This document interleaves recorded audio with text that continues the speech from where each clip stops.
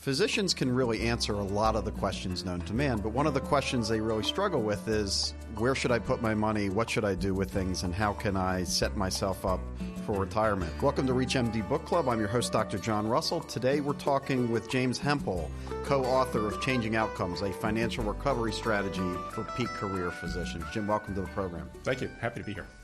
So in looking at that physician who's 50 and suddenly has got this realization that I'm retiring in 15 to 20 years, maybe I need to start putting away some money, what are the common mistakes that you see that 50-year-old who shows up to see you for the first time?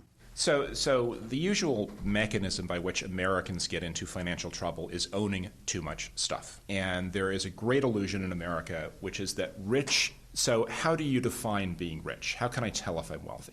And the way we define that by default in the U.S. is I have more stuff. So if you're a physician, the ones who get in the most trouble are specialty physicians with higher incomes. Mm-hmm. I can have more stuff than almost anybody else. Maybe not more than the hedge fund guy or the professional hockey player, but I can have more than a lot of other people. So the one definition of rich is I have more stuff. A more practical definition of rich is I'm rich when I can maintain my chosen lifestyle for the rest of my life without being required to work. So what happens is docs are highly intelligent. They're also really busy. It's very easy to get to age 50, age 55 and say, wait a minute, I thought I was rich because I always took the nice vacations. I have the nice house. If I stopped working, I couldn't keep this going for 5 years. So what do I do now? And the first thing that you do is, you need to start changing that definition of rich. Psychologically, that's tough. It sort of helps to have peers to talk through that with. And if you're a successful physician and you can look around, there is certainly in your peer group somebody who doesn't have as nice a car, doesn't have a fancy house, but you kind of have the sense that he's financially better off. Go talk to that guy. So that should be someone should become your friend. Right. Go talk to that guy. Go talk to that gal. How did you do it? What are the things that are in the way of that psychologically? Change that friend relationship and pick up the benefit of that person's ideas. What's really interesting when you talk about often the doc who's in the pickle isn't necessarily someone who is at the lower income for physicians, but often people at the higher income for physicians, which just seems so backwards. Very, very much so. And that's something that I've discovered throughout my career is it is not the top line income. It's how you allocate the income. And the people who are in the most trouble are the people who believe they're rich because they have so much stuff. And the question is, okay, if you stopped working today, how long could you keep this going? And we'll have that conversation with physicians who are referred into the practice. How long could I keep it going? 2 years, 3 years. And we're talking about people who are in their 50s. So the first thing is to change your head, to change your definition of wealth from I have more stuff to I have more control of my life. I can walk away. And the second thing is to look around at what do you own. Mm-hmm. So from a financial standpoint, if your accountant does your balance sheet and you have a stable of Arabian horses and a historically significant mansion and a former America's Cup racing yacht, all of those things show up as assets. But we don't think about them as assets because none of them put money in your pocket. Sure. So a really good way of thinking about functional net worth as opposed to nominal net worth. So where we have the most traction in turning things around for the peak career physician is looking at the balance sheet and identifying the assets on the balance sheet that are taking money out of pocket every year, every month, and turning those into, over a period of 3 to 5 years, assets that are putting money into your pocket. Perfect example is I've got $1.5 million shore house. Mm-hmm. So anybody listening to this knows that we're somewhere near Philadelphia or the Jersey Shore. It's a vacation house. I'm carrying a big mortgage. I'm renting it out. The rentals cover a third of the cost of the house. You don't realize it, but you are actually subsidizing for decades at a time other families' retirement experiences. So take the $500,000 of equity that is in that house, sell the house. If you want to go to the shore, rent. Let somebody else subsidize your vacation, rent from your partner down the street, and put that into something that is a productive asset that is going to grow in value over time. And if you graph it, you can actually have a remarkable turnaround in 3 to 5 years if you're able to convert assets that take money out of your pocket to functional assets to build your functional net worth over a 3 to 5 year period. And you even wrote that a lot of the kind of the biggest real estate gaffes that are seen by folks down the Jersey Shore are often perpetrated by physicians. I remember very well in 2006, we rented the same little 3-bedroom half duplex that we always rent on the beach block. Mm-hmm. And I was talking to the owner one day, and he said, everybody always makes money at the shore. And I said, well, that's not true. And he said, everybody always makes money. And I said, look, I'll tell you what, this market is a bubble. It was 2006. Mm-hmm. It was a year before the top. I said, the kiss of death is when you see physicians buying properties, tearing them down, and putting up massive new properties, that's the top of the market. And just this shadow came over his face, and he pointed to the house right next to the one we were renting, in the process of being finished, 3.5 stories tall with like a captain's walk or whatever. Gorgeous. He said, well, that's a cardiologist. Yeah. And that was kind of unusual in the book because, I naively, before reading that, real estate always makes money and never lose money in real estate. Not really true, and maybe not the place. Not really true. For every physician. Yeah, we had a little thing called the financial crisis in 2008. It was in all the papers, yeah. where essentially American real estate blew up the entire world economy. And the illusion was that real estate, that you can't help but make money in real estate. Absolutely not the case. When we were first married, the day after the honeymoon, my wife said, this house that you bought, it's way too small. Mm-hmm. And so we ended up buying a big house, new construction house, not insanely large, sure. Not certainly legendary or anything, smallest on the block. But we now call it the big stupid house. and we call it that just sort of as an object lesson for ourselves. And certainly it's 3,300 square feet. Yeah. But it didn't make us rich. Yeah. It took money out of our pocket. It's a nice house. We've had lots of nice dinner parties. We like sitting out on the back deck.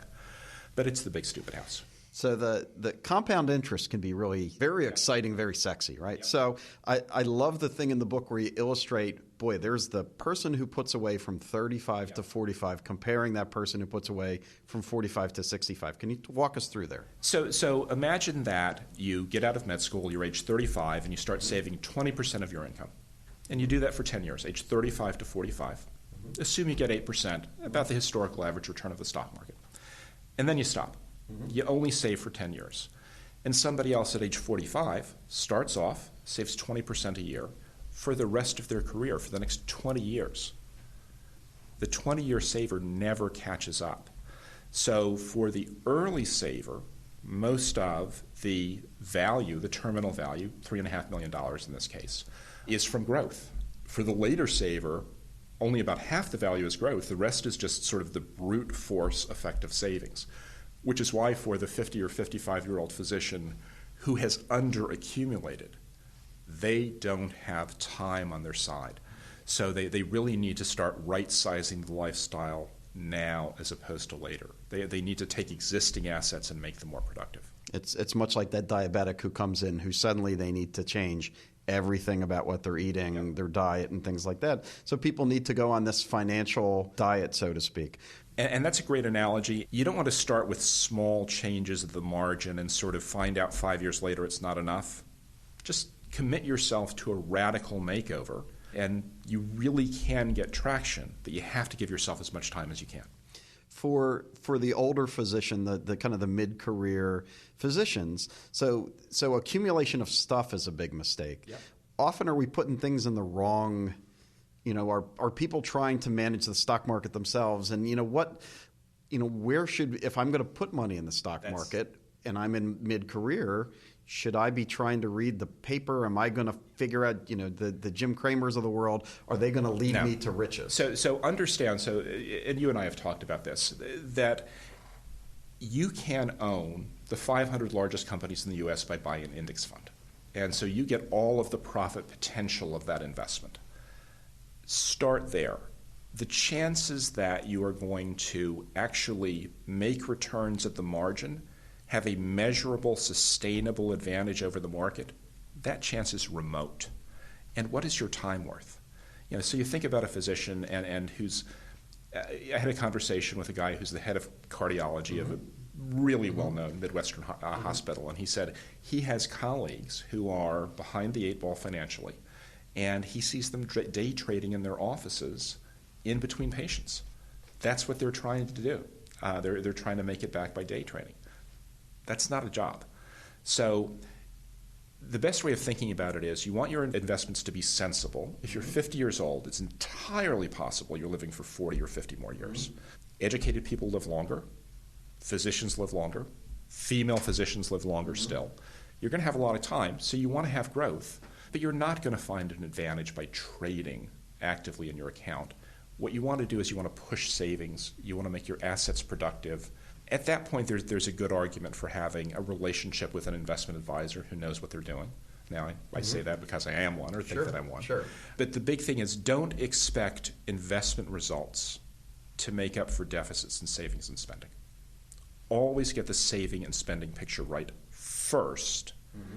Then the investments can support that. But it just isn't realistic to think that investments are going to make up for not saving enough money. You're listening to ReachMD Book Club. I'm your host, Dr. John Russell. We're speaking with author James Hemphill, author of Changing Outcomes, a Financial Recovery Strategy for Peak Career Physicians. Do you think there's a lot of mid-career physicians who are underwriting too many other things, that they're not going to put into the retirement because they're helping out this person or that person or the other thing? The big heart that is a huge part clinically of us taking care of people. Sometimes we decide financially we're going to try to take care of too many people. Think about just a conversation I had with a physician, good friend of mine, a few weeks ago, or a few months ago now.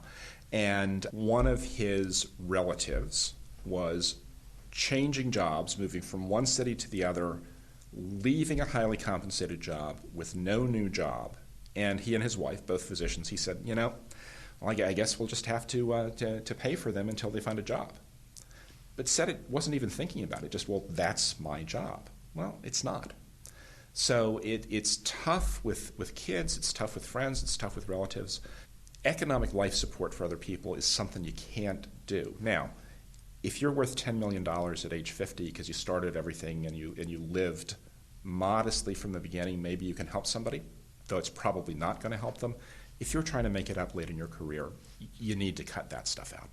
So if there was one or two tips you would give to that mid-career physician who really is just having this realization, I need to start thinking, what would be the one or two tips you'd want them to take away with? So number one, redefine how you think about being wealthy.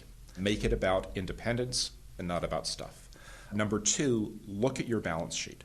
What do you have on your balance sheet that is consuming money over time?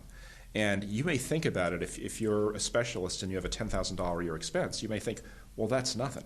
That's profound over the next 40 or 50 years of your life. And that's compound interest. That's compound interest. Catches up with things. Very often we can look at the balance sheet, we can find $500,000 or $1 million of assets that can be redeployed, that can be made functional assets. We can almost always find, with some of these, especially with specialist physicians who are the most prone to overspend, there's $20,000 that is just, they're not thinking about it because they're not thinking about $20,000 as real money. Over 50 years, $20,000 is millions of dollars. And probably that mid-career physician is probably in a relationship, probably married. And I don't think people talk about it either. And I think that's probably one of the things is people, if you're going to go on a budget, if you're going to go on a budgetary diet with a partner, you guys need to talk about it. You need to be on the same page. And something that we see is very often there is one spouse who is just wedded to the idea that the big house is how I define myself. My experience in general is it's actually the guys who are worse than the gals. The most successful clients we have include a female physician who retired at 58.